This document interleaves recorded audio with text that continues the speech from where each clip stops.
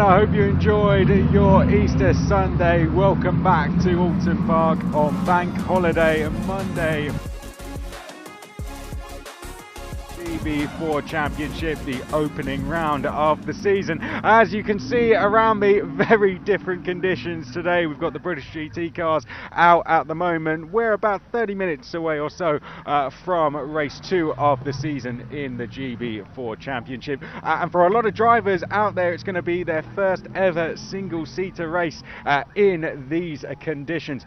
It was a first single-seater race for lots of drivers when we went racing for the first race of the season on Saturday. One of them got straight up to speed and got straight on the top step of the podium. Let's reflect on what happened. Here were the highlights.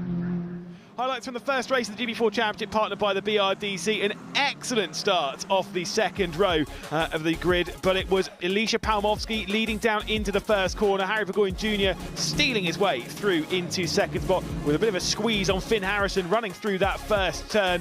Finn Harrison would have to drop back into third position. McCacken having a bit of a struggle on that race start, not quite getting it done from pole position, dropping back to fourth position as it was Elite, KMR Sport, Elite and then KMR Sport. But Finn Harrison was on the attack, trying to fire his way up the order, getting to the outside and nearly stealing his way into second position. A big lock up though from Dan Hickey, who would send his way through the escape road down at Hislop before working back out onto the racetrack. This contact though between Harry Burgoyne Jr. And Finn Harrison would leave a bit of damage on Finn Harrison's car, squeezed out a little bit wide and then it removing the underside, effectively just ripping the floor straight off where the plank is. Palmovsky though coming through the final corner was absolutely dominant throughout the entire opening race and would take victory in the opening round of the season. Thanks to Lewis McGlade. He's going to be up in the commentary box for us again today. I'm Chris McCarthy. I'm going to be presenting for you, catching up with the drivers alongside Lewis in the commentary box, as ever this season will be Piers Pryor, and he joins me now. Piers, what a first race of the season. We had our first female winner in 2 years and the first to win a non-reverse grid race as well, Elisha Palmovsky.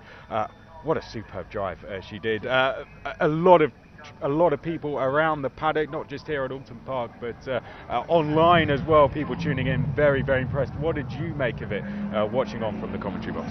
Yeah, there's a lot of cool stories in that first race of the season. Of course, most notably, Elisha Palmovsky taking the win in her first GB4 race, and we know she's good. She's done very well in previous championships up till now, but her first race in slicks and wings, taking the win from not from pole position, so she had to get it done at the start. And yeah, we've got another race today, very different conditions, so we'll see how all the drivers fare.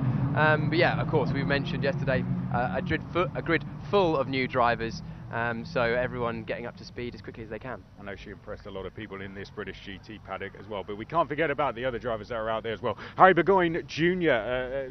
On the podium as well, second place for him, one of the returnees as well, and Brandon McCacken, our GB4 shootout winner, third place as well. I think overall, everyone impressive really. It was a clean race throughout, wasn't it, for all the drivers? It was a clean race. Not a huge amount actually went on after the start, so everyone kind of fanned out and found their own respective places. Brandon McCacken was very impressive in qualifying, taking pole position. Coming over from Ireland, again not his first race in single seaters, but his first in this championship and on slicks, with a lot of Formula Ford experience previously, and it'll be interesting to see how he gets on today as well. I'm sure he'll be hoping to get that first position back, which he lost on the first lap of yesterday's race. Well, Saturday. Yeah, well, having a very solid start to his GB4 campaign was Leon Wilson. He finished down in 6th. Here's what he had to say after the race when he caught up with Naomi Newman. So how did you find that race? Yeah, the start went really well, just a bit of a stall in front of us, so it was real close there.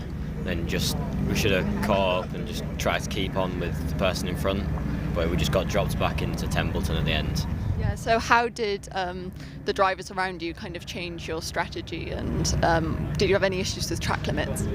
Well, it was just trying to stay in front of the person behind and just keep your position, or try even push to get another position, which is what we tried to do at the end, just quite hard with the dirty air. And getting this experience now, what will you use from that to prepare for Monday? Just learning really, so just all we're going to do is try to get the start better, so we're up another position tomorrow on the start. Hopefully we'll have a stall in front of us this time and just probably get a better start and try get some more positions. Brilliant, thank you very much.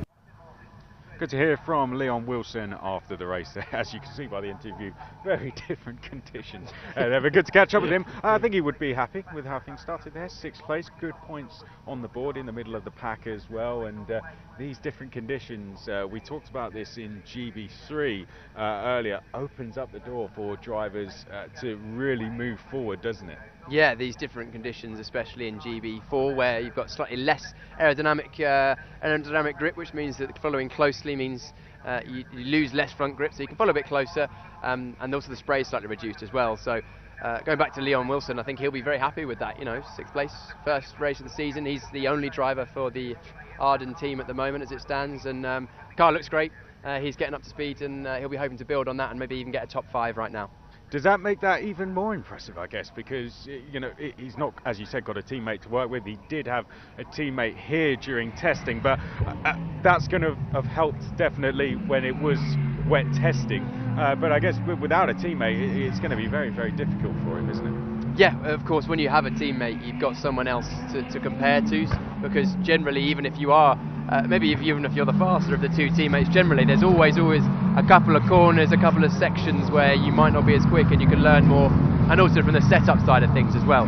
When you've got two drivers in practice, you can try two separate things, and then whichever driver thinks they've got the better option, you can both take that on for the next session, so you can kind of make twice as much progress in the same amount of time. So Liam will have been grateful to have a teammate in testing, but it will be a bit more tricky going forward if he is the lone driver. Or maybe we'll see another driver come and join in that second Arden car at some point this season. Very early doors, so hard to say exactly who is on form. It's very early days, isn't it, for these drivers? Well, 3 places back from Leon was Mayor Dionaroon, one of the Graham Brunton racing drivers. Let's hear what he had to say when he caught up with Naomi after the race. So, Mayor, really good race for you. How did you find that? Well, for me, it was a really good race. Obviously, being my first race, I wanted to be in the top 10. I achieved my goals. My start was really good. The first couple laps, I was just building up to it, and eventually I got there.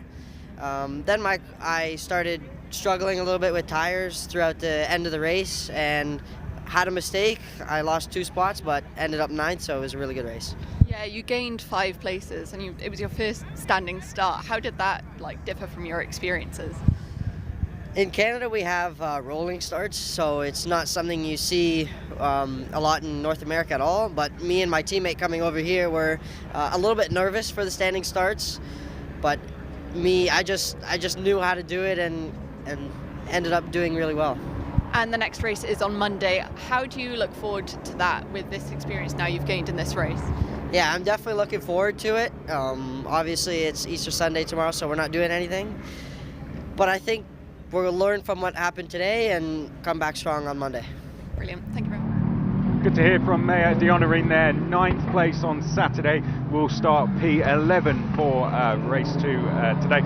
Mayor Dionaroon, like his teammate Piers, didn't really know that he was going to be part of this championship until about a month ago. That's what he was saying to us when we caught up with him on Friday. So I think he would have been happy to have got to the finish in one piece, and getting in the top 10, that's just got to be a bonus for him. Absolutely. When you're starting a new championship, you want to sort of ratchet your way up the order, so starting in the top 10, then maybe working your way to top 5, and then podiums and wins towards the end of the season. That'll be the goal for a lot of the drivers who are in their first season in GB4 Championship, and most of the drivers in the championship are first-year drivers. It is one of the first stepping stones out of karting, or at least one of the first stepping stones into Slicks and Wings Motorsport. It's an affordable way to do so, and 11 of the 13 drivers are brand new for this season, for a full season. Only Harry Burgoyne Jr. remains from last year, and Chloe Grant from the year before.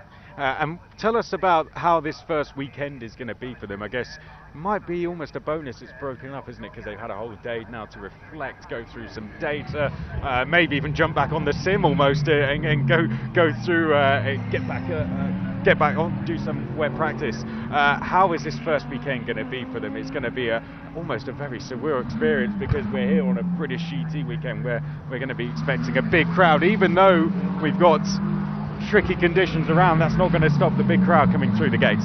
No, look, great to see so many Hardy fans around the stands and green areas around the Oulton Park circuit. It was a lovely day on Saturday. If they chose to come today rather than Saturday, they might be kicking themselves. But back to the racing, it's interesting there's a day in between. That very rarely happens, of course, due to the bank holiday weekend. We get racing on a Monday here, and it would have been good for the newer drivers to have a day in between. You can just decompress for a day, sleep on it a couple of times. You often find when you're new to a car or new to a series that just having a night, a night's rest away from the circuit, if you got 2 test days back to back, you arrive the next morning with 2 or 3 tenths feeling like you've not actually done anything different, because your brain processes overnight. So a second day of that, being able to chat with the team, go over the data if you want to, and then of course switching off, as I mentioned. So it's probably good for the newer drivers. They've got a long season ahead. They've got some fantastic circuits to visit as well. Not just Oulton Park here, but some Grand Prix circuits past and present as well. Let's take a look at the whole format of the GB4 Championship now with our commentator Lewis McGlade. The GB4 Championship, partnered by the BRDC, is run by MSV's racing arm, MSVR. The 2024 season will feature drivers as young as 15 driving the Tartar's F4 T014 car. Each race weekend consists of 1 qualifying session and 3 18-minute races, the third race being a reverse grid race with the pole sitter being pushed towards the back of the pack. There are 21 races across the season, and the calendar starts at Oulton Park on Easter weekend, with visits to Silverstone Grand Prix at the end of April, Donington Park Grand Prix in May, Snetterton in June, Silverstone Grand Prix again in the end of July, Donington Park in September, and then the final showdown at Brands Hatch at the end of September. There are no required pit stops in GB4, but each car is only allowed a maximum of 6 tyres per race weekend, the equivalent of 1.5 sets, meaning tyre management is critical. There are multiple prizes on offer in GB4. £50,000 will be awarded to the 2024 champion towards their 2025 single-seater campaign, as well as the George Russell Pole Position Cup, which awards each driver who claims a pole position with £125. The driver with the most poles at the end of the season receives a trophy and an extra £1,000, with a further £1,000 going to the team of the driver with the most poles from the 2024 campaign. Should the top female driver in GB4 this year secure a seat in F1 Academy next season, MSV will contribute €30,000 of her budget for that campaign. Great to hear about the format of the GB4 Championship there. I think the big takeaway that we can take, we spoke about this with Jonathan Palmer in the assembly area, is the prizes. £50,000 up for grabs for the champion. And then we've got the addition of the F1 Academy prize as well, the possible F1 Academy prize. Should they find a drive, which you need to do, that's part of that championship, you could get €30,000 given to you as part of your fund, where you need to find, it's just over 100 grand I think to go racing in that. That's fantastic, isn't it? Very, very generous from MSV, Jonathan Palmer, to be giving those £50,000 for the champion alone. Really super. And a big draw for the championship. I mean, it's the biggest prize fund, I believe, in that level, in this level of motorsport anywhere really. £50,000 is a big chunk of your way towards any next series. And if you're a female driver, as you mentioned, there's that lure of a €30,000 towards a seat in the F1 Academy, should they get a seat after this as well. So, Alicia Parmowski, Chloe Grant and Megan Bruce will be looking, to try and get a championship, because if they get the championship, there's effectively like 75 grand's worth of prizes towards your next series of racing, which is a good chunk of the way towards something like F1 Academy. And some of the drivers will be thinking, wow, I've got a really good opportunity here to further my career. GB4 is seen as an affordable option into the single-seater slicks and wings racing, and then to be able to have the opportunity to then help towards next season as well, it's a no-brainer. Yeah, we're seeing a lot of GB4 drivers go into GB3. You're effectively being given 50 grand to your GB3 budget, or as Piers says, you could be given about 75 grand to your F1 Academy budget should a female driver become a champion. Okay, let's find out a little bit more about these cars. I can see them in the assembly area now. Some of them are gathering round. Here is a little bit more about them in detail with our commentator, Lewis McGlade. The car the drivers will be taking to in the GB4 Championship of 2024 is the classic F4 T014 car by Tartus. An absolute stalwart of young junior Formula Motorsport. And of course, it's powered by that 1.4 litre, 160 brake horsepower engine, all the power going to the rear wheels. Brembo brakes all the way around to get the car stopped in these tight and twisty tracks. Of course, the gearbox being 6-speed, still controlled by the steering wheel with paddles on the rear end of that. And of course, the adjustable rear wing. A lot they'll need to do with that. Just the 2 profiles they need to work with to get the rest of the car in order. The tyres for the season, still the same Pirellis. And of course, they get 6 tyres across the season. That's 1.5 sets for each race weekend. 570 kilos. The car is extremely light, and it definitely dances around all of these circuits. You'll need to get the car right in order by using the twin wishbone suspension to get it right on the mark. And of course, the adjustable front wing to put as much aero as you feel comfortable with to take on the race circuits. Good to hear about the cars there from Lewis, and for a lot of these drivers, Piers, it's going to be the first time they're tackling these cars in the wet conditions. You actually, after we had the GB3 race earlier, you spoke to a former GB4 driver about what it's like to drive these cars in the wet conditions, Adi Kulkarni, and just tell us a little bit more about what he was saying there. Yeah, Adi Kulkarni, of course, raced in GB4 last year, moved up now to GB3 with hill speed, and after the race I chatted to him and I said, you know, you had experience in the GB4 car in the wet. Could you move that onto GB3? And he said, yeah, I mean, there's a lot you can take, but also the GB3 cars have got a lot more downforce, but he learned a lot about how the car feels and that it moves around a lot in GB4, and a lot of these drivers will be you know, getting used to that feeling of the car moving around a lot in the wet. Of course, less downforce in GB4 than GB3. So you know, the drivers need good car control to master, especially a circuit like Oulton Park in tricky conditions. It really is tricky conditions, isn't it? We can see the British GT drivers tackling those conditions now. Drivers are assembling, and one driver who will be looking to make up for what was a disappointing day on Saturday was Finn Harrison. We caught up with him on Media Day. Here is what he had to say. So, Finn, tell us about your racing career so far and how you've got to where you are in GB4 now. So last year I competed in juniors. I did a switch halfway through the year to elite, and last year was quite good. A few ups and downs, and definitely learned a lot from Donington last year. I'm looking forward to the season. You've done any casting or anything like that? Yes, I did 2 years ago karts.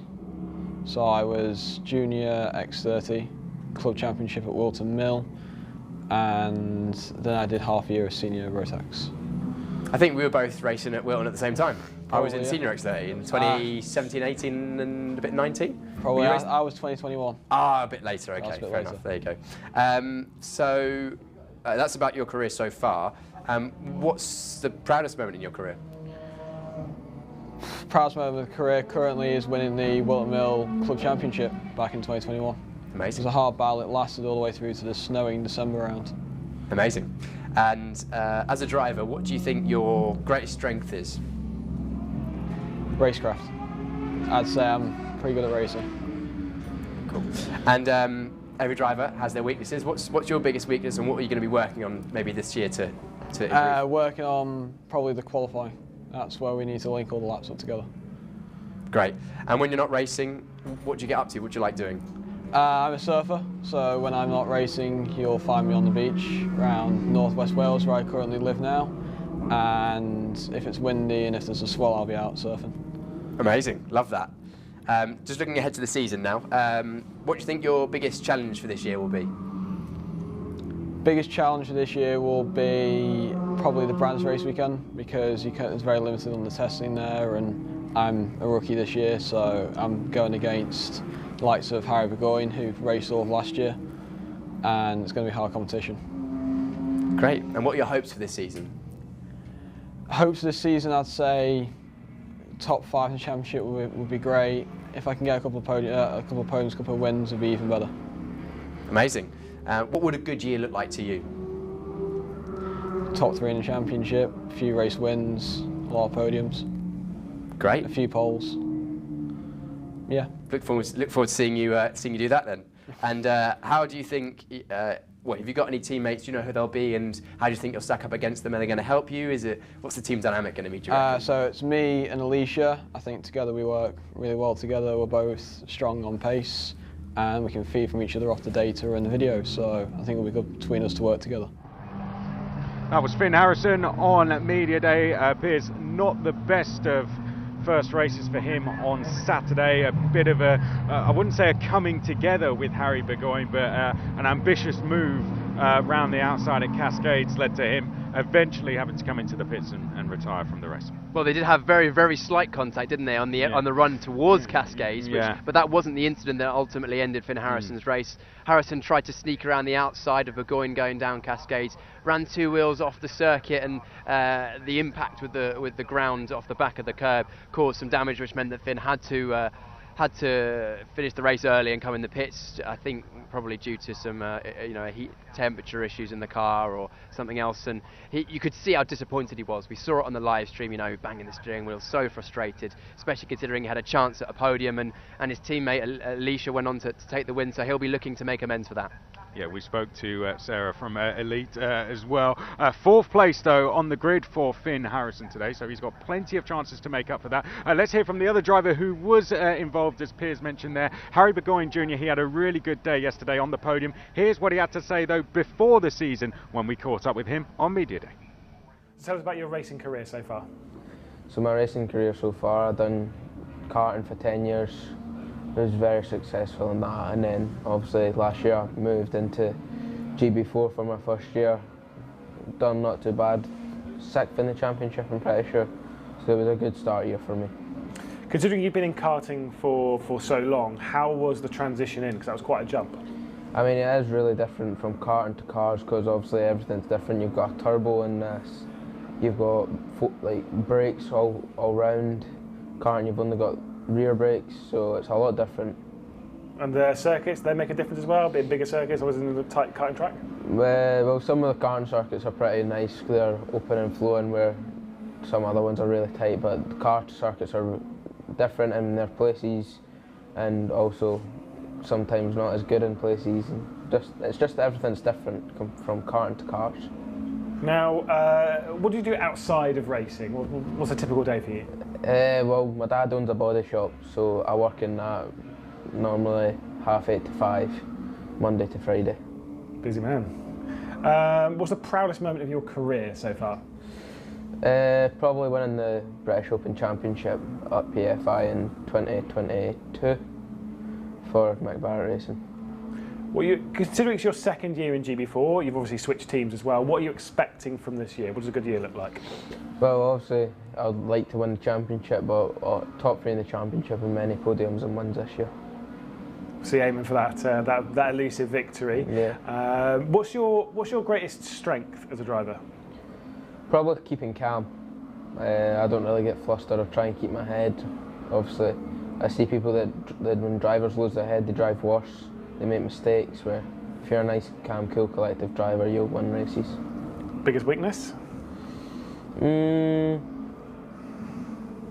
don't really know. Not really got one, I don't think. Obviously, last year you were coached by Max Maserati. Are you being coached by someone else this year? Well, Tom, he's doing data this year for us, so that's also a very good helping hand, because he won the championship last year very fast. So it is a good data that you get off them. How much of a difference does coaching make at this kind of level?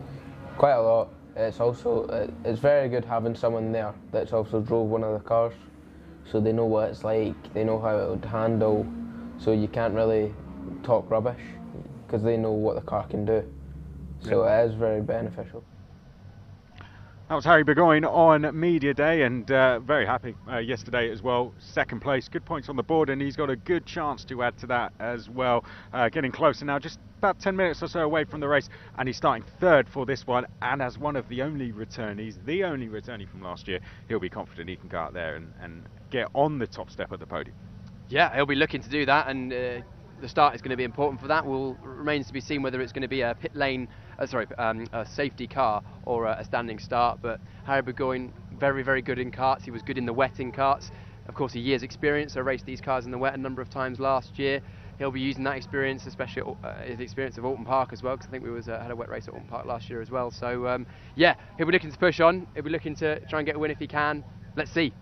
Well, we're going to head round to the assembly area now. Whilst we do, let's hear from Megan Bruce on Media Day, and straight after that, Lewis McGlade is going to give us a guide around Oulton Park. Megan, tell us about your racing career so far. What have you done up till this year? So last year I did Caterham Academy, and I just did like the whole season. It didn't have many races, but that's really all I've done. And then I did a graduates race in Caterham as well at the very end, just for a bit more experience. And then this year I'll be racing GB4 alongside Caterham just to gain more race experience. So a double calendar, that's going to be a busy year for you then? Yeah, it should be good though, just like playing a bit of catch up with racecraft and stuff like that. So it should be exciting. So looking ahead to this season, of course, every driver has their own strengths and weaknesses, but what do you think your greatest strength as a driver is? I don't really know. I think like consistency is probably, at the moment, it's definitely getting better with just like getting laps in, being consistent with it. And I am getting better in the wet because I've had a lot of wet track days. I haven't raced fully in the wet yet, but yeah, the wet's all right so far. Good, good. And of course, as a fairly new driver, a young driver, you're working on a lot of things. What's an area that you think you want to work on this year in GB4? What's a weakness of yours that you want to improve? I think just getting up to speed faster and just getting the tyres warmed up quicker so you can have more time to push, and just learning the grips of the car, like feeling, oh, you can go through that corner faster and stuff. Do you have any hopes for this season? What would a good season look like to you? Just like staying competitive. I'm not sure exactly how many people are competing, but just like to consistently be in like the top 10 or like top 8 or something. That'd be good, and just, yeah, hopefully a good season, just staying consistent and competitive. Let's take a look at the first circuit we're racing at in 2024, of course, the Oulton Park International Circuit. Plenty of good overtaking opportunities around here if you are brave. The Old Hall corner, that first turn, then the drop down the hill into Cascades. Island Bend and Shellalls, a little bit too narrow for my liking, completely flat through Island Bend, but you can make something stick into the Shellalls hairpin. You've got the Britain chicane, then the Hislop chicane, up Clay Hill for after Knickerbrook, then into Druids corner, one of the best in British motorsport. Flick it through that 2 apex right-hander, and then into Lodge corner. The drop down the hill, and then back up through Deerleap onto the start-finish straight. It is tricky to make moves around here, but it is possible. Not for the faint of heart. You've got to be brave if you want to make it stick around the 17 turns. 2.7 miles all the way around. And one of the major features around here is not just the 22 metres of elevation, but of course how narrow this circuit is as well. Very, very tricky. Arguably one of the hardest circuits we'll deal with all season. That's the green flag down in assembly area. Final course clears before we get going for race 2. For a lot of these guys, their first ever race in wet conditions in single seaters. They're going to have to find the grip quickly. We were going racing in just a moment. Their first opportunity to go racing this season in the wet conditions. Well, for yourself, it's going to be away from back up to the commentary box. That's where we're going to be heading next. We're going to be getting ready to go now. Race 2, round 1 of the GB4 Championship. Enjoy.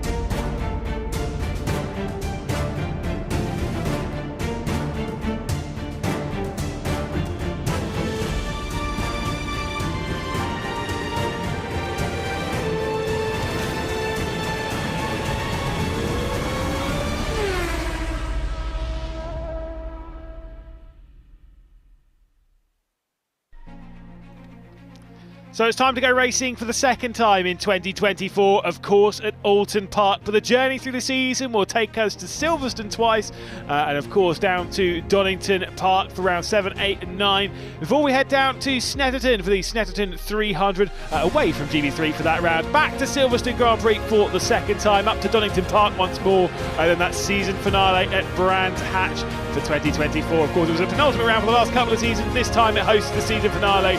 Of course, though, we begin things here at Oulton Park as we did last year. Yesterday was lovely conditions, nice, dry, simple. But this year, something very, very different. It is going to be tricky out there for the drivers. It is wet, and of course the circuit, we know it, we love it.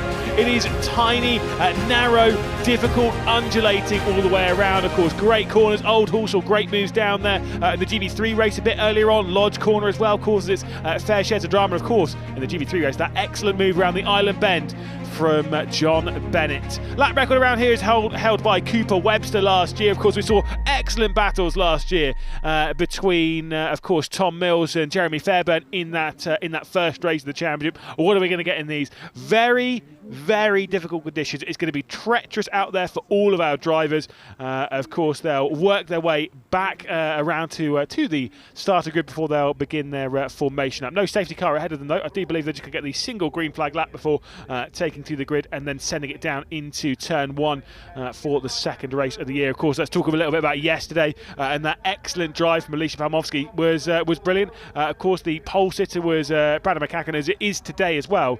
The trouble for him was the race start. There he is, Brandon McCacken, of course. Just from pole position, just couldn't quite get the car going in the same way. But I said before, he's in good company with that one. Remember back to Nicholas Taylor, even when we came here in the second round or the second weekend of racing in 2022, and he was one of, I think, 5 cars that stalled on that grid. So you know, it happens. He didn't stall the car, did McCacken. He got it going. Just dropped 3 positions back behind Finn Harrison, who obviously retired from the race after a bit of an issue and a bit of a coming together between himself and Harry Burgoyne Jr. They work their way through Old Hall Corner, and again they'll start putting the heat into the tyres and get things going as we will take a look at the starting grid for the second race of 2024. Brandon McCacken will start this one from pole position, and of course Alicia Palmowski the same front row as yesterday. Palmowski taking that victory, looking for a second one on the card, and hey, maybe even look at a clean sweep the weekend. On the second row of the grid is Harry Burgoyne Jr. Who works his way up into second position for his first podium in GB4. Finn Harrison, a retirement from the race as well, and also got a penalty for jumping, or rather a false start. Linus Gramcore's in 5th position with Callum Baxter, who's putting on quite a show yesterday for the Graham Brunton Racing Team, in 6th spot. Then down in 7th position on the 4th row of the grid, it'll be Liam Wilson, of course, alongside Brandon Templeton, who caught up with quite a bit back in the media day. Very nice lad, obviously driving for the Fox Motorsports team. There he is, actually, 24, love that livery. Back on the next row 5, it's Chloe Grant and Jack Taylor for the Fortec Motorsports team. Chloe Grant probably a little bit disappointed with how yesterday went, considering where teammates were. Then Dira 9 starting from 11th position. Then Dan Hickey from 12th. The final row of the grid will see Marcus Luzio and the Fox Motorsports driver of Megan Bruce starting from the rear of the field. Again, these lap times taken from their second fastest lap time from qualifying.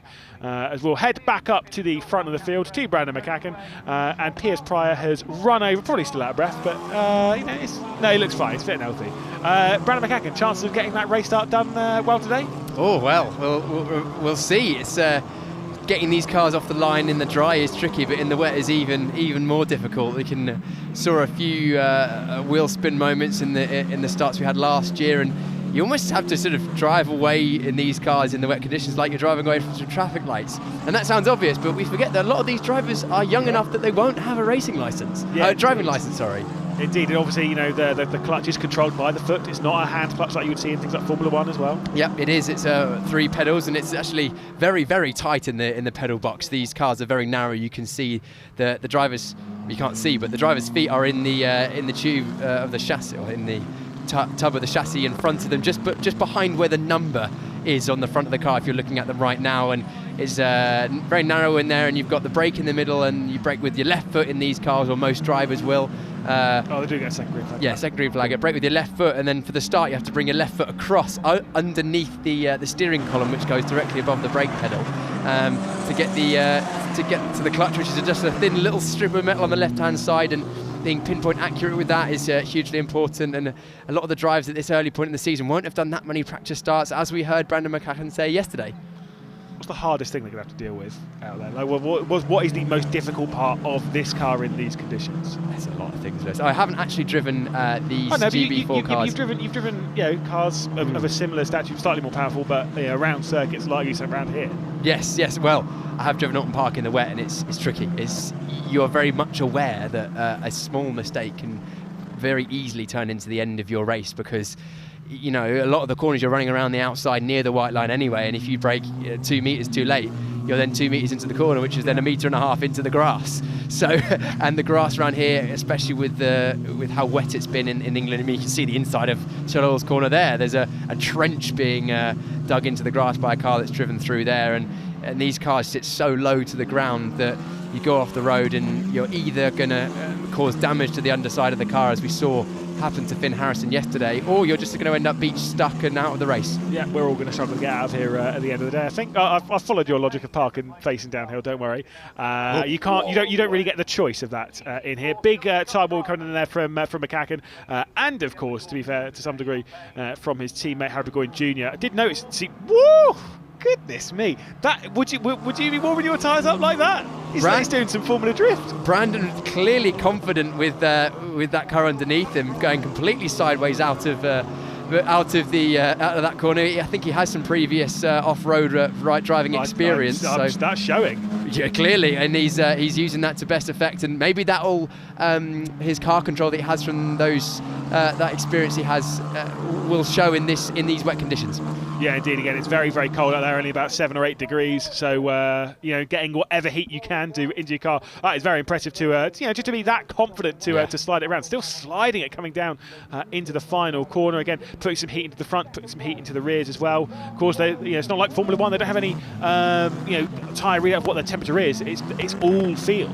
It is all feel, and also let's not forget that if you lose the car on these warm-up laps, it's all well and good getting as much temperature in the tyres as you want, but if you then have a little spin and end up dropping to the back of the pack, that's probably going to be where you start the race, as we saw in the GB3 race just an hour or so, a couple of hours ago. Yeah, exactly. Sebastian Murray was the one to have spun it around, but alas, was able to get back going again, but wasn't able to gain his positions back. Anyway, they're going to take to the grid here in GB4 once again. McCacken starting from pole position, with Alicia Palmowski starting alongside Harry McGlade Jr., Finn Harrison, Linus Granforth, Callum Baxter, your top 3 rows, as we'll get ready to go for the second race. The first race here on Monday, on this Easter weekend, the second race of the weekend, the second race of the season, and we are about to go racing. We're underway. Oh, Palmowski stalled the car, manages to get back going again, but she's already going to have lost a whole heap of positions. McCacken will lead them down to the first corner. Finn Harrison straight on the inside in that bright yellow car, trying to work his way past Harry McGlade Jr. It is a KMR Sport 1-2, but what drama for our championship leader and race winner yesterday. Wow, Alicia Palmowski actually managed to get away pretty quickly after she'd stalled the car. Whether she just didn't have it in gear or whether the car actually stalled remains to be seen, but she's going to have a lot of work to do from the back end of the field. But what a great getaway from our pole sitter Brandon McCacken, closely followed by his teammate in Burgoyne Jr. Here we go then. It is the 27 of Wilson trying to get to the outside in that Arden car, trying to find his way past Callum Baxter, unable to do so just now. We're probably focusing on the defensive line coming in from that Fortec behind, trying to find their way round. It's all very tricky and dancey. Yeah, there's Granforth out, dropping back down. Yeah, and Palmowski almost nearly got into the side of... Is that Palmowski? No, that's not Palmowski, is it? I think it is. That's Palmowski there behind, the 21, that is Palmowski. Yeah, so Palmowski's actually not lost a huge amount of time. She's still inside the top 10, certainly, and already putting the pressure back on Linus Granforth. But at the front of the field, it's a 3-way fight as it stands between McCacken, Burgoyne and Harrison. Harrison actually did look pretty racy in turn 1, didn't he? Had a look down to the inside, but for those, who may be less experienced or haven't watched as much single-seater racing, the racing line has... Let's go! Oh, it's spin in the background, the number 50. That's Taylor. Jack Taylor going round, and he's going to struggle to get out of the grass if he drives through there. Actually going straight to the cut through. That's good thinking. Yeah, smart move, just to try and get basically to tarmac as quick as possible before rejoining. Obviously, looking here at the 45 of Callum Baxter defending. I think this will be for about 5th or 6th place. We'll work it out once they cross the line. It is actually for 5th place that Callum Baxter is defending from Leon Wilson. Of course, you can see behind the number 16 there of Linus Granforth as well, and Alicia Palmowski winner yesterday. They'll come round to cross the line. Is that going out? Oh, a little bit wide. I thought that might have been doing in. Let's see what happened. Yeah, here we go. The spin again in the back. Oh, lovely slow-mo here. You can see he just got on the power a bit aggressively, kicked the car sideways, and once the momentum starts on these slippery conditions, it's so hard to save it. And actually, Brigham Bruce in the background did well to avoid it, but had to take to the grass, and that's cost her some time. Bruce is actually second last, only ahead of Taylor now because of that evasive action. I believe it's Meninen. It's always inside the car. ME9AN. Megan, obviously, it's branding. I see. Nice. Cool. I mean, I quite like that actually. I think it looks great. I think it's amazing. But I still can't. Now I've seen it, I can't unsee it. So forever now is Meninen. But either way, obviously focusing on the race at hand. Finn Harrison setting the fastest first. I think he'll be a bit angry from yesterday. Yeah, he'll be trying to make amends, as I mentioned to Chris earlier on, for that mistake he made yesterday. It was a bit of a speculative mover on the outside of Cascades, thinking that Burgoyne was going to give him space, and no. Burgoyne said, no, you don't go around the outside of me, run this corner. Ended up leaving the circuit, damaged the car, did not finish the race. But we know both of the elite motorsport drivers of Pomorski and Harrison have had great pace in wet and dry conditions in practice, and the wet pace is showing once again as Harrison set the fastest first sector of the race, almost 4 tenths faster than our leader McCacken, and a couple of tenths, or a tenth or so faster than Burgoyne in front of him. But Burgoyne now is feeling the pressure heavily. It's actually a look up the inside into Druid's corner. Whoa, big wobble of oversteer in the middle of Druid's, just about keeping it on circuit, but he's still right under the rear wing of Burgoyne going into the last sector. It's hard to break up the inside of someone in the wet conditions, because as soon as you go to the inside, you're then pinching yourself down onto the rubbered in line on the apex, and it's easy to then slide up the track into the car on the outside. So he's going to have to be careful if he does do that. Yeah, exactly. Like I say, it's so tricky to keep the car on the road, basically, in these conditions anyway. When you're battling with someone else, it is so tricky. Templeton running through the foreground a shot, and then we get that battle for 5th position, where we have Wilson, then Baxter, Wilson, then Grant Fours, then Palmovsky has been unable to work her way any further up. A little bit further down the order, and you can see Marcus Lucio trying to get past Chloe Grant. Oh, Lucio with some big moments. I do know he's been racing in the wet fairly recently, but that was more in the sim. He was battling Callum Voisin, of all people, around Road Atlanta on iRacing just yesterday. He's got to be quite close to a sim rig if he's doing that over the evening. Good effort. Was that is that in a competitive sim race or just a pickup race? No, it was just online, like the Open, the normal race, the ones that me and you have done. Whoa, a big slide on the exit of Shell Oils there for Harry Burgoyne Jr. in second place in that number 68 grey, blue and white flashed KMR sport car. The yellow car, number 38, is Finn Harrison right behind him. The battle for second place on the road is actually helping our leader Brandon McCacken in the lead, who's set the fastest lap of the race on that last lap, half a second quicker than Harry Burgoyne Jr. Whoa, wow. Another slide. You can see the driver's car control in these conditions, can't you, Lewis? Yeah, exactly. Once again, it's that defensive line. Oh, big slide there from Finn Harrison in that 38. Tries to pull it back to the apex, going through Knickerbrook, was unable to do so. They rise up Clay Hill now. Let's see how it's going to go coming into Druids. This is a good opportunity for Finn Harrison to try and pass that number 68 of Harry Burgoyne Jr., but you've got to be so brave to do it down here. And to be fair, rightfully so, I think, we didn't see Harrison give that one a go. No, we are having a repeat of the first lap of yesterday, where Harrison is trying to get past Burgoyne Jr. Burgoyne putting up a strong defence yesterday and doing exactly the same again. And Burgoyne is doing all he needs to do at this stage. He's placing the car very well, just leaving Finn Harrison not enough space to get alongside, and then getting good exits out of the corners, which is the most important thing in the wet.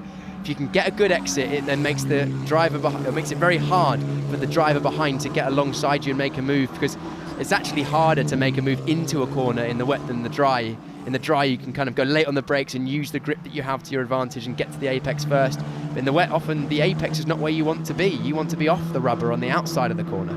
Yeah, because obviously, when you're driving around in the wet, when you've got that rubbered in line, and then the moisture comes down, that rubbered in line basically becomes like an ice rink, and so it's so tricky to keep the grip on it. So you kind of want to run around on the outside where there's less of that shiny surface, as far as my understanding is anyway. Yeah, the ins and the outs of it, wide. Oh no, that's Chloe Grant has gone off, and she's stalled as well on the grass. Hopefully she can get going again. Where is that, Lewis? That's on the entry to Cascades. Yeah, it's going through Cascades. She just managed to get back going again. and finds a grippy bit of track to so she doesn't get beached in the grass like what we saw with Ed Pearson back Here we in go. GB3. Let's see what happens. Let's have a quick look. Oh yeah, she lost. She looks like she went wide on the entry of Cascades, potentially just braking a little bit too late. Luckily, she skated across the gravel and managed to get going once again, although lost a fair amount of time. That'll probably put her in, we'll have a look at a moment, probably in last place, dropping behind Megan, well, she's definitely behind Megan Bruce, somewhere around where Jack Taylor is, if Jack Taylor is still circulating. Yes, he is. So that's not an ideal situation for Chloe Grant there. We're looking back to the front of the field. Oh, another lovely slow-mo. I love a slow-mo. Here we go. Watch him. As he gets on the power, you can see the car just break loose, but then he's already correcting with the oversteer. Brandon McCacken is completely at one with that car at the moment. He feels confident in there, which is very impressive, given that he hasn't had as many test days in this car as potentially he would have liked, or maybe as many as some of the drivers around him. He's clearly naturally gifted. Obviously, you know, won the GB4 shootout as well to get into the GB4 Championship. Yep. Has looked, looked great in qualifying. Obviously struggled a little bit yesterday, but understandably so. Still grabbed the podium, but now it's looking like a very different kind of beast. We even saw on the formation lap with how crazy McCacken was driving. What's happened to Callum Baxter? Callum Baxter's dropping down the field aggressively. I say aggressively. I don't know if he's actually aggressive, but he's dropping down the order with every person that comes over the line. Hasn't come over the line yet. Yeah, not 100% sure as to we'll keep you informed. No, Baxter has now come across the line because the time has gone from 1 lap to 32.5. So clearly he's lost. Bearing in mind, the reason why we're saying about Callum Baxter is because Callum Baxter was running in 5th position. Oh, so he's lost 20 seconds on that lap, so he must have had enough that we haven't seen. But anyway, if we, it's not ideal for Callum Baxter. Yeah, 2:17 was his last lap, when the best lap of the race on that last lap was Brandon McCacken at a 1:54.5. Closely followed by Burgoyne. The lap times at the front of the field have somewhat stabilised.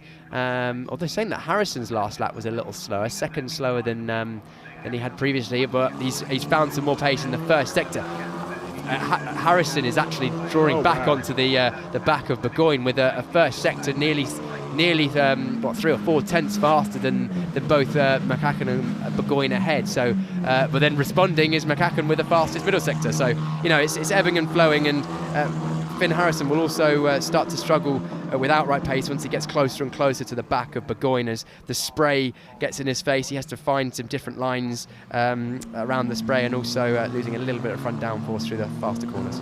Just so you know, by the way, 8 minutes 30 seconds left to go in this race, or 8:25 if you really want to be pedantic about it. With them running 1:54 lap times, which is where they're running at the moment, we will have 5 laps left to go in this race. So there is plenty of time for our drivers to work their way past. Big slide there from Harry Burgoyne Jr. into T1 at Oulton, but able to find the grip, as here comes a look to the outside. The number 44 of Dinarine trying to get his way past Dan Hickey. Almost was able to do that at the final corner at Lodge. Yeah, side by side. Oh, and Harrison's managed to get alongside Burgoyne. And Burgoyne's off where Harrison went off yesterday. Luckily, he's managed to make his way back on circuit, but that is the move done for second place. Brilliant. Finn Harrison finally being able to put a move on Harry Burgoyne Jr. And he set the fastest lap of the race in the previous one doing so. Very impressive. And to be fair, he's even faster than the first second in the race leader. Let's see what happened. Yeah, go on. Burgoyne's making a mistake here. Oh, no, Burgoyne's understeered through the entry and then had a snap in the middle of the corner, which has caused him to have to get out of the throttle. And then Harrison's just gone in nice and smooth, got on the power earlier and driven up the inside on the exit. That is a classic textbook wet weather overtake. Get a better exit than the driver ahead of you when they make a mistake. Yeah, I mean, look, was it that, I mean, I guess that does definitely count as an overtake, but it's not quite the same as when Mackenzie Crespo in GB3, obviously, you chatted to him, McCarthy chatted to him post-race, and he said, I did that race, I didn't really pick up a position. I just drove around, everyone else fell off. It's kind of a bit like that. Harrison didn't have to he didn't really have to do anything in that move, he just drove on the racing line, took advantage of Burgoyne's mistake, which he did make another one there on the exit of the Hislop chicane. Can Finn Harrison, though, close in on our race leader? I'm just looking at the timing screens, Lewis. Liam Wilson, down in 5th place, has just set a purple first sector and a purple. His first sector, nearly 6 tenths faster than every other driver on the grid. 4 tenths faster than the McCacken, yeah. The McCacken, And then middle sector also purple, only slightly faster than our leader. So that Ardent car in the hands of Wilson is clearly coming on song in the latter stages of this race. Can he close the gap to Templeton ahead of him? Look at this for a slide. Another one. We love this it. Is a big He's doing slide. it every lap, Lewis. He loves moving that car around underneath him. He comes from a background of Formula Ford, coming as a runner-up in the British F4 Championship. No, British Formula Ford 1600 Championship last year, and those cars move around a lot. Of course, no wings, skinny tyres, and he's using that experience to great effect in the wet conditions in this GB4 car in his first GB4 race in the wet. I'm sorry. I'm flabbergasted by someone sliding the car. I remember when we got flabbergasted last year around here, or even like it was more at Snetterton as well the year before, when Tom Mills and his ability to kind of like take the absolute limit of the tracks, like right up to the white line and then even a little bit further. It had more spatial awareness than everyone else. What I'm seeing here from McCacken is more car control than I've really seen from anyone else. Just the ability to slide it through the corner. I mean, that is a proper wet weather specialist. Although I will say his first sector was a second slower than Harrison. Yeah, there must have been a mistake in the first sector, and Harrison is definitely closing that gap. So that's going to be a close fight at the end of the race if the gap continues to come down as it is. But we're looking now at the number 27, dark blue with the white flashes. Such a quick lap. Yeah, from Wilson. Wilson with the fastest lap of the race, a second faster than our leader nearly. So he's a man on a mission at the moment, getting to grips with the conditions very well, and it'd be good to see him close up on the back. And we're also looking at Harrison in second place, who's now putting the hammer down. Purple first sector and purple second sector. This is surely close because he's closed down a second and a half this lap. Has Finn Harrison? No, he's gone off. He is missing. He's gone off. Missing from this shot. Where is Finn Harrison? It must have been at Druids. He was pushing so hard and was going so fast, and Finn Harrison is nowhere to be seen. We're trying to find him through the spray. That's Pomoski.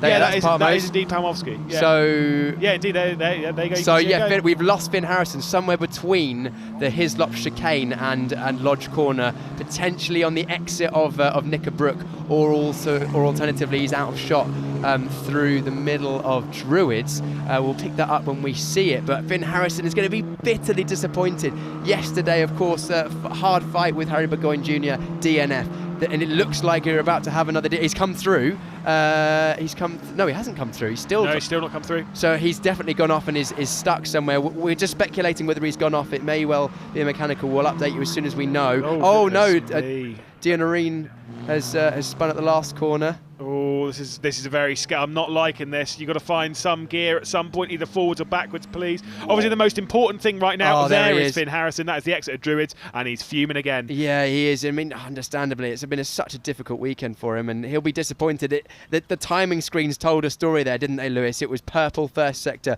purple second sector. Too hard. Did not come through. In the red flag. Oh, wow. Red flag has been shown. Let's have a look here. So, he's gone in too hot, taken too much speed into the corner, and once you're on the grass, you're a passenger. Yeah, indeed. Obviously, so like I say, pebble first, pebble second. The reason why the red flags come out is because obviously this is not safe to race in. The barrier is damaged. You can see, basically that the tyre wall is breached. So whilst they repair that, the red flag will come out. I'm pretty sure, because we're past 75%. So this will be the end of the race. Almost certain that this race is now going to be called. That will be the end of the race. Again, we'll just confirm that with you when we see it on the timing screens. But if it is confirmed now, this is how Dianarine had a spin. He went at the inside of Dan Hickey, hit a puddle, small amount of contact at the apex, and round he went. He might actually be saved by Finn Harrison's crash, because it will go back at that. Will Finn Harrison be saved by it? No, I don't think you're allowed to cause a red flag and then keep your position. Yeah, but then again, what happened in Macau? This is very different than this championship. Was it Macau's a few years ago? Vantor. Was it Dries or Lawrence? No, it was Lauren Vantor went on his roof.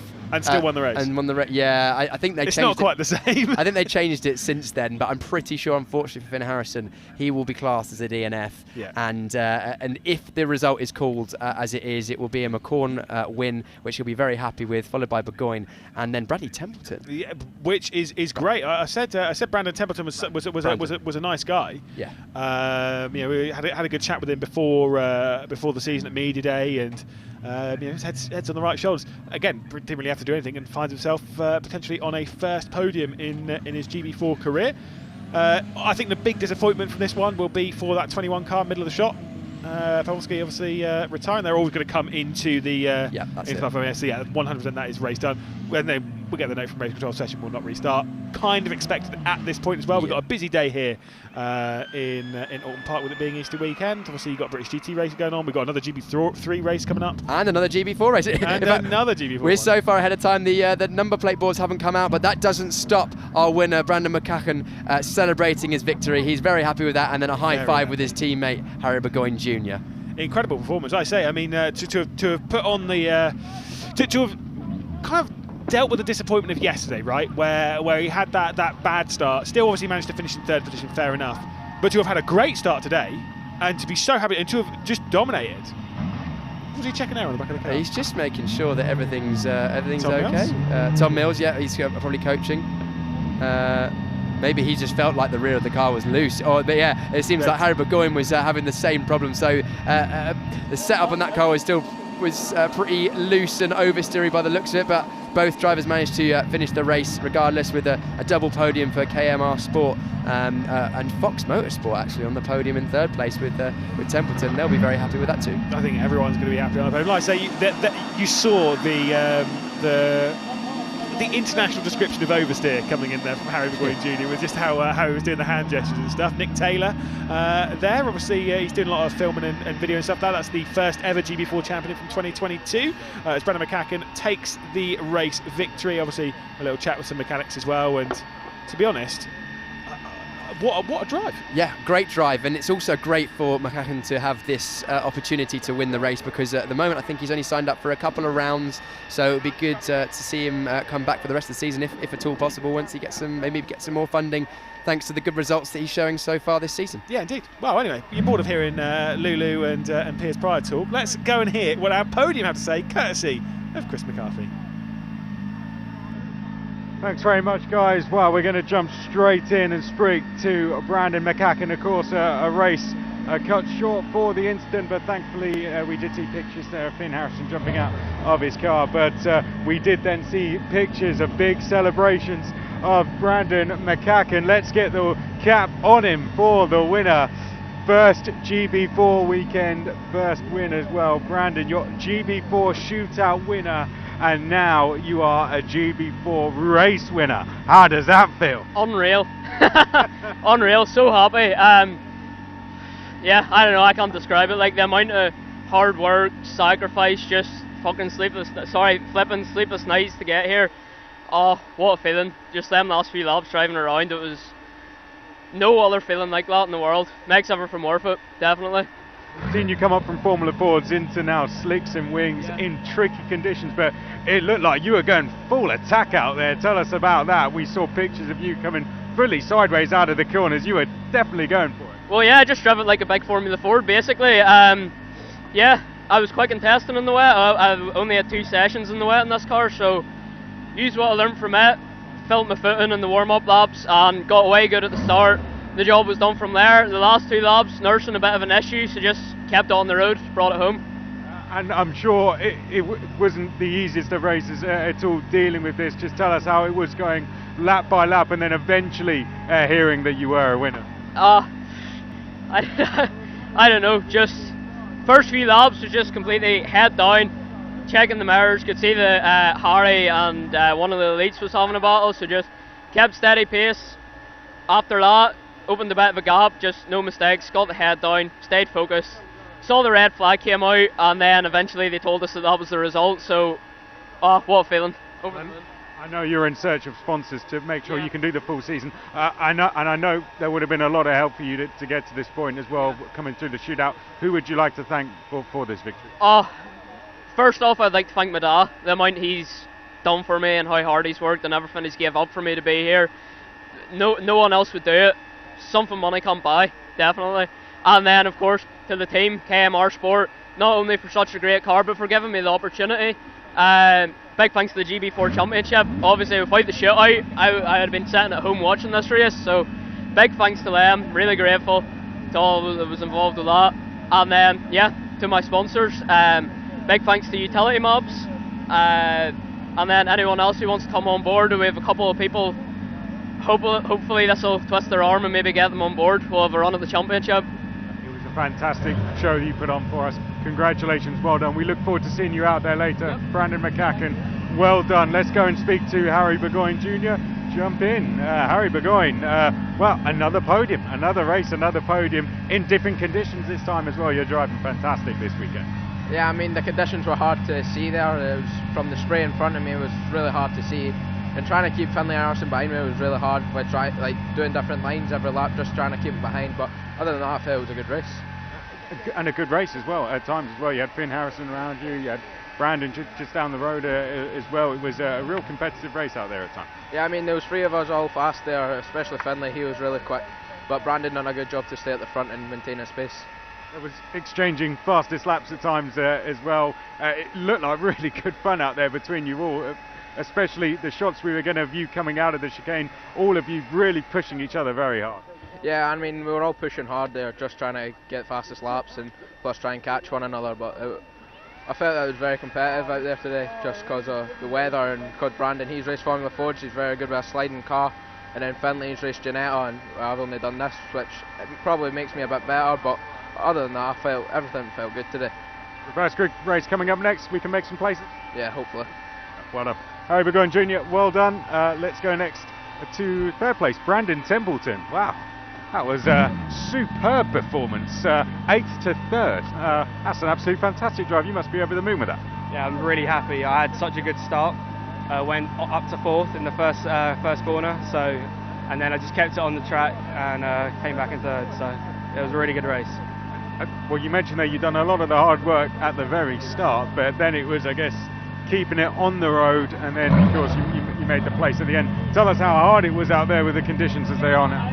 It was really difficult because on the screen you don't really realise how little you can see with the visibility, so my goal was to just keep it on track, and that's what I did. And yeah, a tricky circuit this one as well, isn't it, with all the elevation change. How is it getting used to this car around this circuit? Yeah, it's a lot different to what I'm used to, especially this track. It's really punishing because you don't have a lot of runoff. So yeah, it's just really important to keep it on track and in between the white lines. You were 8th in this one on the grid. Going to be a little bit further forward now. Next time, think we can make some more places, push forward and get another podium? Yeah, for sure, definitely. Good stuff. Well done, Brandon. 3rd place on the podium straight away. Fantastic stuff from all 3 of these drivers. There are the cars behind me. That is your race 2. Let's have a look back at some of the best moments of what was a superb second race with Lewis McGlade. Certainly was a lot of fun. Before we get that, we'll take a look at the podium as well and see what the dealio is there. I do have updated championship standings. Brandon McCacken, by the way, will be leading the championship now by a single point over Harry Burgoyne Jr. Obviously very provisional. That's dependent on where Finn Harrison actually ends up and how the red flag all deals with that stuff. I'll update with that definitely at the end of race 3 anyway. Alicia Palmowski will be 3rd in the championship now with 7 points off the race lead on 52. Obviously she did not make the podium in this one. Brandon Templeton will be in 4th position in the championship, obviously after making the podium today. So we'll wait for them to jump their way up onto the podium, and then I can talk you through the results. Of course, Brandon Templeton, he was 5th yesterday, ended himself on the podium today. Big movement forward for him. And I said before, he's clearly a quick peddler in this car. These are such tricky conditions. I don't think anyone can take the unbelievable performance away from our race winner Brandon McCacken after just the incredible car control that he got in that. So we'll bring them up onto the podium then. The first one will be the Fox Motorsport driver of Brandon Templeton in that number 24 machine, after grabbing 3rd position. Now sits 4th in the championship. Of course, Fox Motorsport maybe struggling a little bit on the team side of things. Megan Breeze not quite having the best results, just 11th. She did get a top 10 though in this race, so shout out to that one. So maybe Fox Motorsports might start challenging for certain things. Decent points as the season moves on. Are these drivers going to move their way forward as well in the next race when it comes to that reverse grid, where they've got a lot of work to do? But they certainly will give it a go. Good go. Here comes Brandon Templeton. A little bit of wait there for them to jump onto the podium. Brandon Templeton onto the 3rd step of the podium for Fox Motorsports. 2 second place finishes thus far in the Oulton Park round for Harry Burgoyne Jr. Second on Saturday and 2nd today. And he make another one. Let's see what he can do in the next race. Brandon McCacken though, third place on Saturday's race and a victory here for the Irishman. Wow, are the KMR Sport team looking pretty strong, especially between Burgoyne Jr. and McCacken. They are flying at the moment in the championship course. Trophies TV handed out. I said before, McCacken, the championship leader as of this moment by that single point. A battle between the two KMR Sport drivers for the championship. And to be fair, I do hope McCacken finds the budget to remain in the championship, because let's be honest, he is an incredible talent, and he's showing that, well, you know, if you give him enough time, maybe he'll be fighting for the title as well. Certainly has the pace within him. Harry Burgoyne Jr. keeping that consistency. 2 second place finishes, even though there seemed like there was a couple of pace struggles in that race for him. We'll jump though into the race highlights to see what exactly happened in this very wet second race of the GB4 Championship. You're saving it for later, guys. Round 2 of the GB4 Championship, partnered by the BRDC, got underway with a stall from Alicia Palmovsky from the front row of the grid, dropping back into the rear end of the top 10. But it was an excellent start from Brandon McCacken from pole position, leading a KMR Sport 1-2 down into the first corner. Finn Harrison would give it a good look going down to the first corner, was unable to take over second position from Harry Burgoyne Jr. Some big slides from the likes of Callum Baxter, and then a bigger one, unfortunately, in the background. That was Dan Hickey going for a spin, Megan Bruce going off the road in avoidance. Meanwhile, Finn Harrison was desperate to find a way through, looking for any way to take over second position from Harry Burgoyne Jr. It took him a little while, and it was a mistake from Harry Burgoyne Jr. that opened up the door for Finn Harrison to come through and take over second position, going through the second corner at Cascades. Meanwhile, it was a big lead building for McCacken. It was being closed down on by Finn Harrison, who unfortunately would have this incident, would end up in the barrier and retire from the race. That would cause a red flag. There was also this moment as well to the inside of the 17 of Jack Taylor. Goes the number 44 of Dean Nareen, and unfortunately a spin and a slide just about the same time as that crash. Meanwhile, this driver here, Brandon McCacken, with the best car control we've seen, sliding his way to an excellent race victory.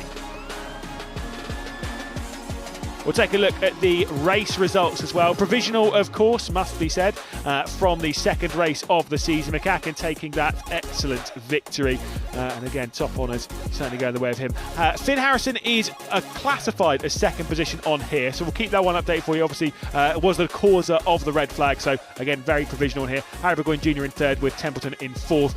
Those are being McCacken, Burgoyne Jr. and Templeton. Those are the 3 drivers that we caught up with who should be on the podium, but again, we'll deal with that. Leon Wilson in 5th position, Linus Granfors in 6th, Palmovsky in 7th, Dan Hickey in 8th position, of course Dean Nareen and Luzio rounding out the top 10. The final 4 finishers in all of that will be, of course, Megan Bruce, Callum Baxter, Jack Taylor after a spin earlier on, and then of course Chloe Grant down the order in 14th position, having a few struggles for the KMR Sport team. A very dramatic second race, and I'm sure we're going to have that one continue on to the race later on. We'll head though down to Piers to see what's happening in the paddock and who he's found and who he's catching up with. So we're once again down here to grab a word with some of the drivers who hear what they had to experience during that race. We've got Leon Wilson, the Arden team. Leon, you had some excellent pace towards the end of that race. We'll come on to that in a moment. Let's talk to the start of the race. I know you weren't particularly happy with the start. Yeah, well, we just had not the best reaction time, a lot of wheel spin on the start, so we just lost position to Templeton at the end there. So, but would have helped if we stayed ahead because we got a podium at the end. Yeah, but your pace, and especially to the 2/3 of the way through the race, was exceptional. You I think you had the fastest lap for a while. We were setting in some really quick times. You got up onto the back of the cars in front. Surely that's a good, promising sign for you. Yeah, because most of our testing have been done in the wet, so obviously we've done a lot better in the wet. And as soon as we got past Baxter after we spun in front, we could just keep going and push on, try to catch Templeton at the end, which we were getting close to. But obviously the red flag came out and didn't help. So. And you haven't got a huge amount of car racing experience. I believe this is your first year in cars, is it not? So you're still getting used to how a car feels in the wet. You know, what have you been learning? What have you been working on?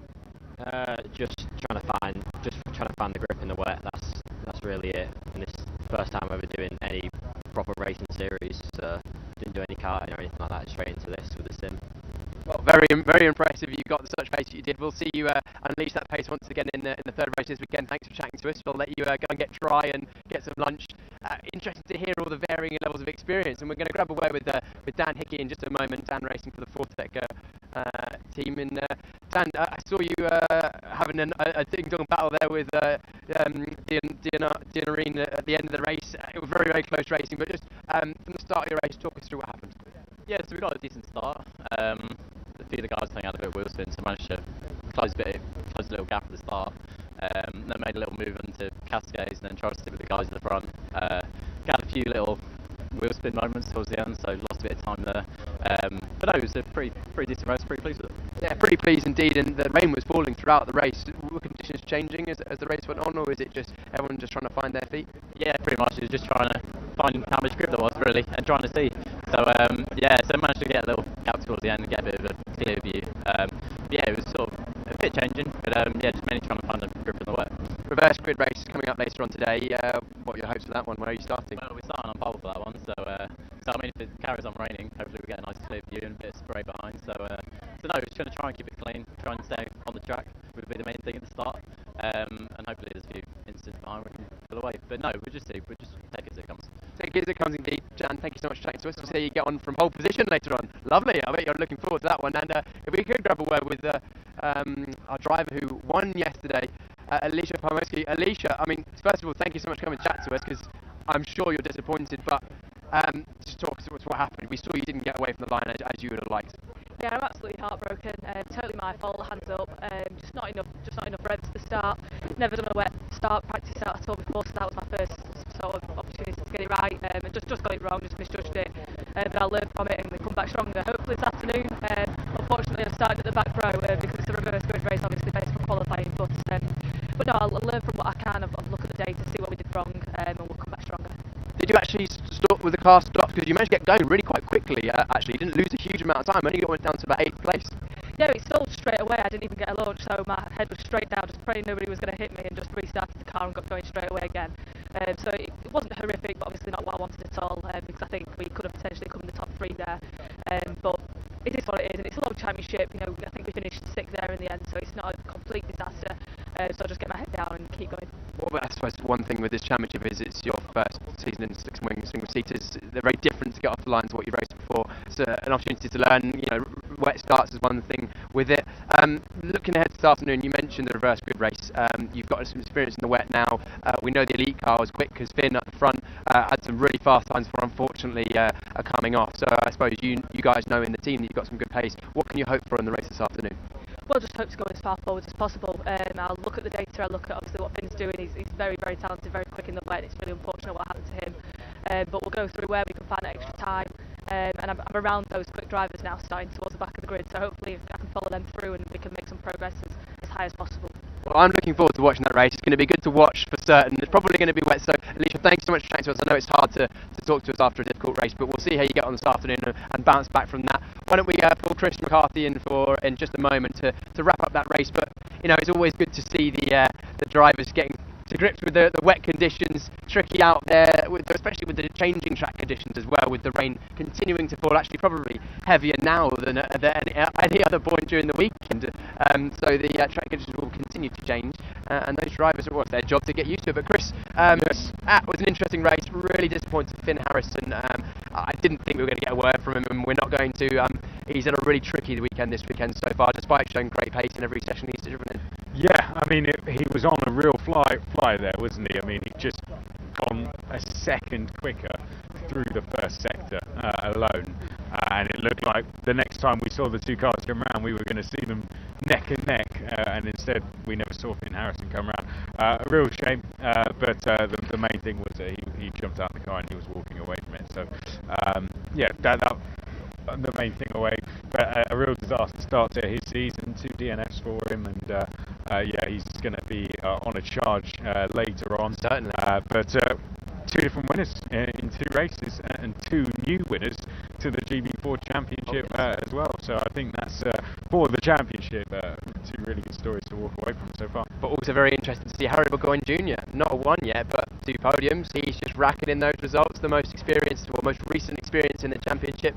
he's going to be pretty happy with how he's going so far. Maybe he'll be able to come to the field later on. It'll be difficult for him with the full reverse grid race, but we're looking forward to that later on. Yeah, we certainly are. That's where we're going to be going next. We have GB3 race 3 at 1:45. That's where we're going to be wrapping up there. Again, looking round, I think we're going to be needing these, basically. I don't think the conditions are going to be any different whatsoever. In terms of GB4, that's going to be one of the last races on here at Oulton Park for the day. 5 p.m. Is when we'll be going green. We'll be doing our pre-show from about 4:30. Make sure you tune in for all the build-up. Until then, from myself, Piers and Lewis, it's goodbye.